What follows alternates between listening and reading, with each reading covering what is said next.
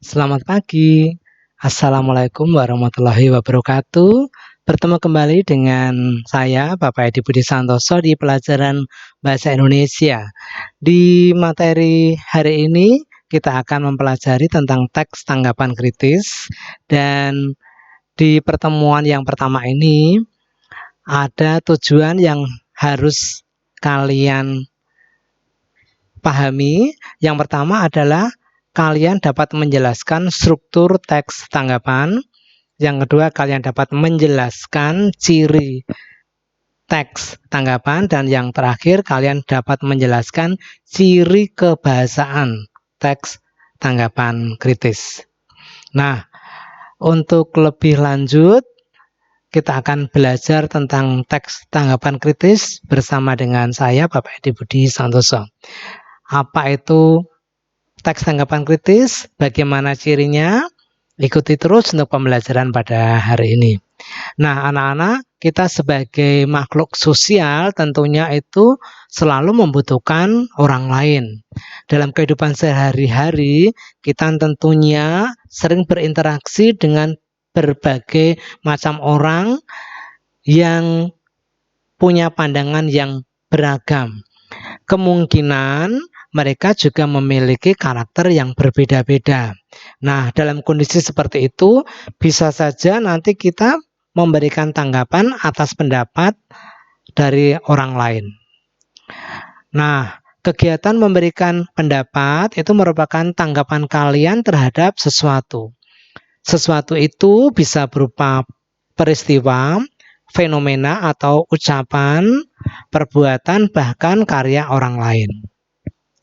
Tanggapan itu bersifat pribadi dan perlu kalian ketahui bahwa aspek yang perlu kalian pelajari bahwa teks tanggapan itu harus bersifat objektif dan santun. Lantas bagaimana cara kita menyampaikan pendapat kita dengan tepat? Nah, kita akan mulai ya untuk pembelajaran pada hari ini.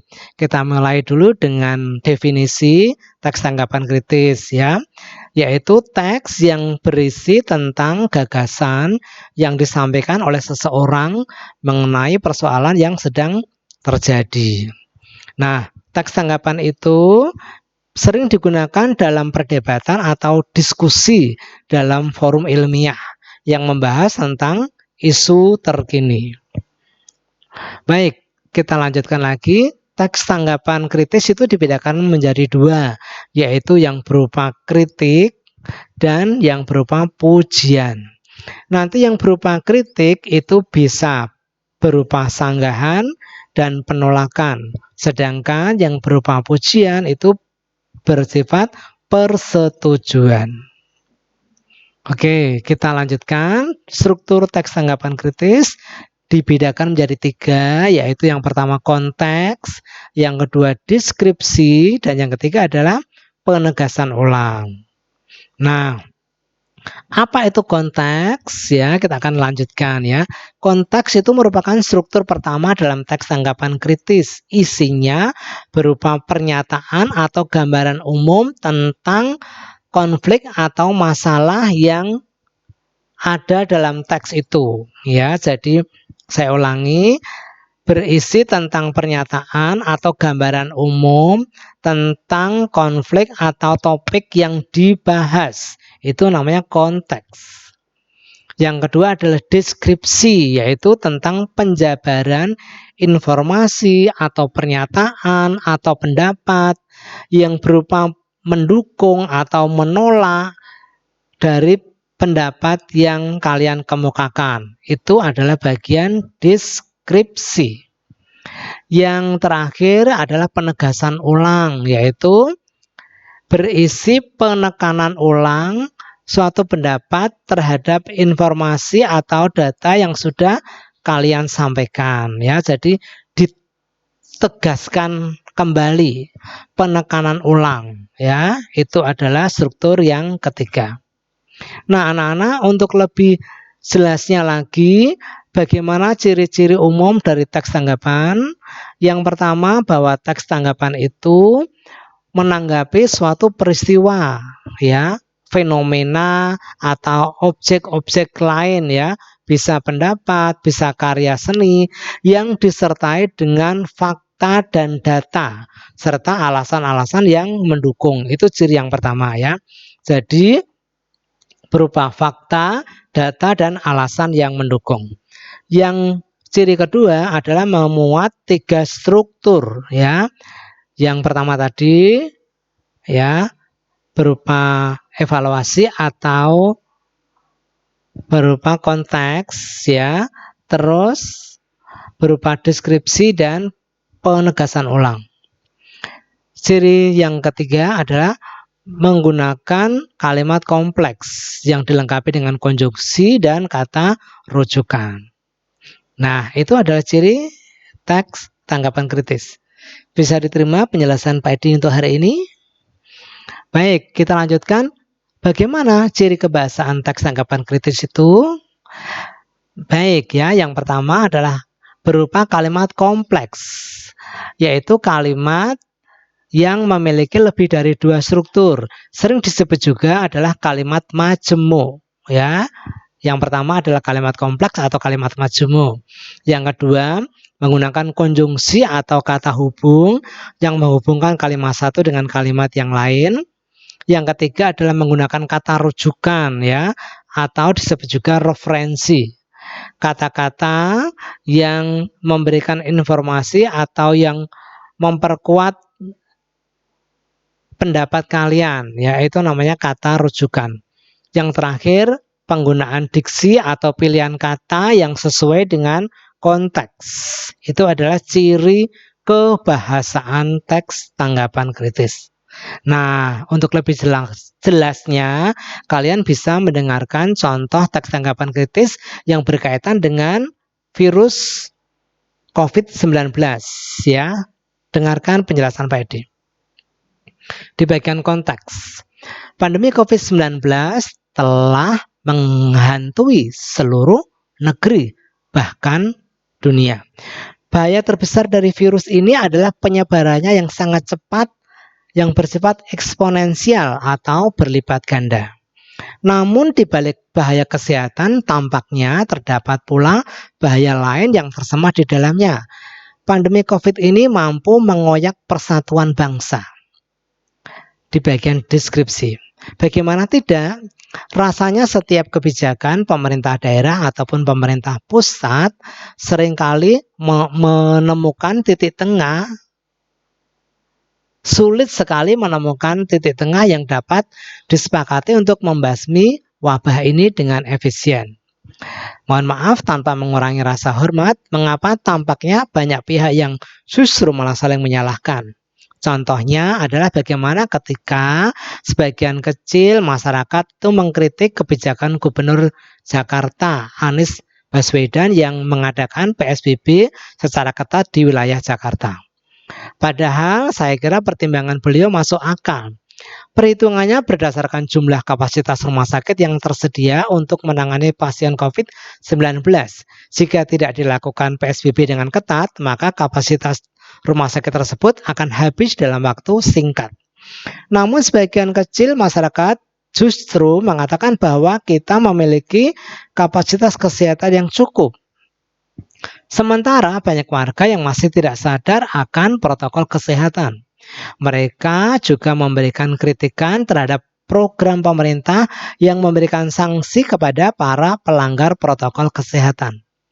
Tapi bukankah itu justru tidak menyelesaikan masalah, melainkan justru menimbulkan masalah yang baru? Bagaimana kalau justru hal tersebut menambah potensi penyebaran pandemi COVID ini? Saya pikir program pemerintah untuk mengadakan PSBB itu memang sangat dibutuhkan. Bukan bermaksud untuk menyalahkan pemerintah pusat. Buktinya masih ada beberapa warga yang belum mematuhi adanya protokol kesehatan.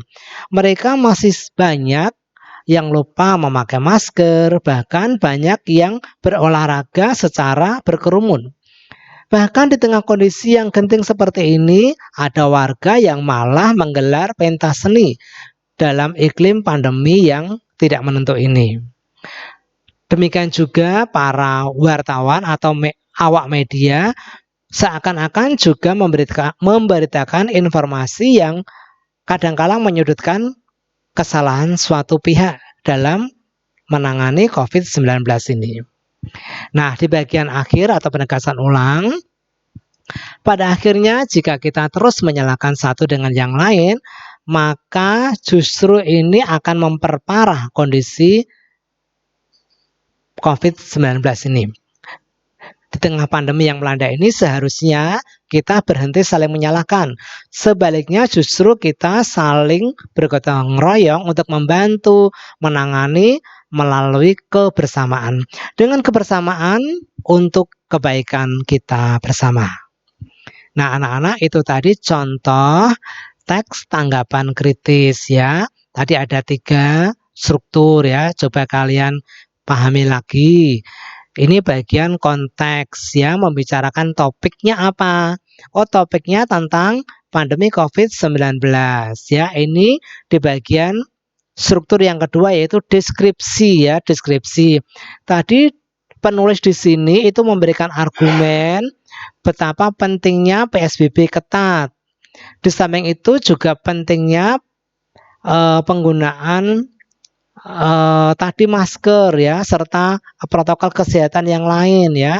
Jangan sampai kita justru malahan mengadakan olahraga tetapi secara berkerumun. Nah, ini kan berbahaya. Nah, sedangkan yang bagian terakhir atau penegasan ulang diperlukan kerjasama, saling gotong royong untuk membantu penyelesaian masalah pandemi COVID-19. Ini adalah bagian penegasan ulang. Nah, anak-anak, untuk di sesi yang pertama ini, sebelum kalian membuat sendiri teks tanggapan kritis, perlu kalian ketahui bagaimana cara menyampaikan tanggapan dengan baik. Yang pertama adalah tanggapan itu harus disesuaikan dengan topik yang dibahas ya. Jadi ketika kalian menanggapi itu harus sesuai topik. Tadi topiknya tentang COVID-19, maka topik itu harus sesuai dengan yang kalian tanggapi. Yang kedua adalah ketika kalian menyampaikan tanggapan langsung ke masalah, ya, langsung ke pembahasan permasalahan, jangan bertele-tele. Yang ketiga, kalian gunakan fakta yang mendukung ya. Ketika kalian menanggapi harus disertai fakta ya, data-data yang akurat, yang mendukung pendapat kalian. Yang keempat, ketika kalian memberikan tanggapan, hendaknya tidak boleh menjelekkan pihak lain ya. Boleh kalian tidak setuju dengan pendapat orang, tetapi kalian tidak boleh menjelekkan pendapat orang itu ya. Yang kelima, ketika kalian memberikan tanggapan yang berupa negatif, misalnya menolak, sebaiknya tidak disertai dengan emosi. Dan yang terakhir, ketika kalian menanggapi itu adalah bersifat objektif, yaitu bersifat apa adanya, sesuai dengan fakta yang terjadi. Itu adalah cara menanggapi dari pendapat orang lain atau karya seni orang lain. Nah, anak-anak, untuk materi yang pertama ini sebagai bahan latihan di pertemuan yang pertama, silakan kalian jawab pertanyaan-pertanyaan berikut. Kalian diskusikan dengan teman kalian. Bila kalian menemukan kesulitan, bisa kalian tanyakan kepada guru. Ya, silakan kalian tulis di buku latihan kalian. Yang pertama, jelaskan definisi teks tanggapan kritis. Yang kedua, jelaskan struktur teks tanggapan kritis. Yang ketiga, jelaskan ciri-ciri teks tanggapan kritis. Yang terakhir, jelaskan ciri kebahasaan teks tanggapan kritis. Nah, ada 4 pertanyaan yang bisa kalian jawab di sesi yang pertama ini. Silakan kalau kalian menemukan kesulitan, bisa kalian ulangi kembali materi yang sudah Pak Edi sampaikan tadi. atau bisa juga kalian pelajari dari buku teks atau buku paket kalian. Demikian anak-anak untuk pembelajaran di sesi yang pertama dari teks tanggapan kritis. Terima kasih atas perhatian kalian semuanya. Pesan Pak Edi, tetap bersemangat, mesti kalian belajar dari rumah. Dan satu lagi pesan Pak Edi, tetap jaga protokol kesehatan. Terima kasih untuk atensi kalian. Kita akan bertemu kembali di pelajaran berikutnya. Saya akhiri, wassalamualaikum warahmatullahi wabarakatuh. Selamat pagi dan sampai bertemu kembali di sesi berikutnya.